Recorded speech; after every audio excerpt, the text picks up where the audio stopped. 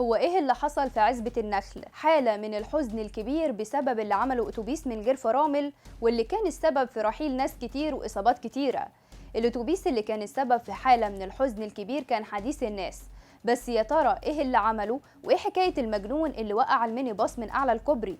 تفاصيل كتيرة جدا هنوضحها لكم في الفيديو ده، فخليكم معانا. وقعة غريبة كانت السبب في حزن كبير جدا للناس في عزبة النخل بسبب الحادث الكبير اللي كل الناس بتتكلم عليه دلوقتي على السوشيال ميديا. بس يا ترى ايه اللي حصل؟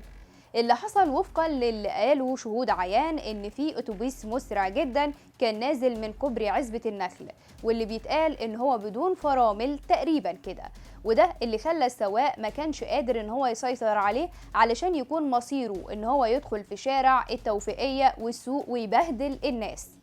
الواقعة المجنونة اللي حصلت في عزبة النخل كان السبب في رحيل لناس كتير كانوا واقفين في الشارع، ولكن لما دخل الاتوبيس المسرع ده ما قدروش ان هم يهربوا منه علشان يكون نهايتهم بسببه في الاخر. شهود العيان قالوا ان الاتوبيس ده كان ميني باص، وكان بيسوقه واحد مجنون علشان يخليه يتقلب من فوق الكوبري الجديد في عزبة النخل، واللي كان السبب في ان الفرامل تبوظ، وبالتالي ما قدرش ان هو يسيطر على الاتوبيس علشان يكون السبب في الواقعة الحزينة دي. كمان الشهود قالوا ان لحد دلوقتي اللي رحلوا عن الحياة وصلوا ل7 اشخاص، وده في الوقت الحالي.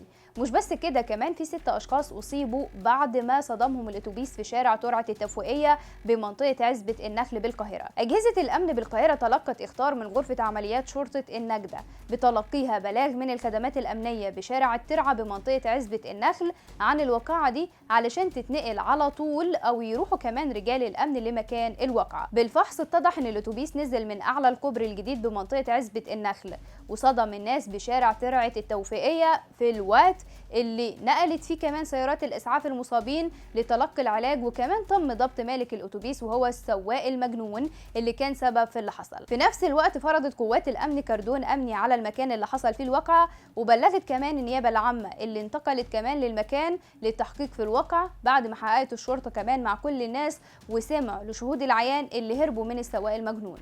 مصدر أمني أكد إن هو هيتم فحص جميع الأتوبيسات اللي بتعدي في الطريق ده علشان الواقعة دي ما تتكررش مرة تانية، وكمان هيتم عمل فحوصات للسواقين للحفاظ على حياتهم وحياة الناس اللي في الشوارع.